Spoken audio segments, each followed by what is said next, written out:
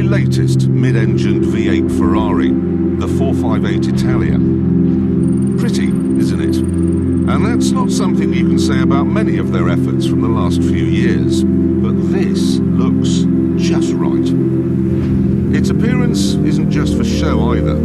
Those black fins in the front grille flex under air pressure, so the faster you go, they bend out of the way to improve aerodynamics. And there are no engine intakes to spoil the sides because they've been moved underneath the car. So it looks fantastic, and its 4.5 litre, 562 horsepower V8 means it has the guts to punch you repeatedly in the back of the head. In fact, it's a sharp-handling, smooth-riding, savagely fast masterpiece. Of course, it's not perfect. For some reason, they've put far too many buttons on the steering wheel.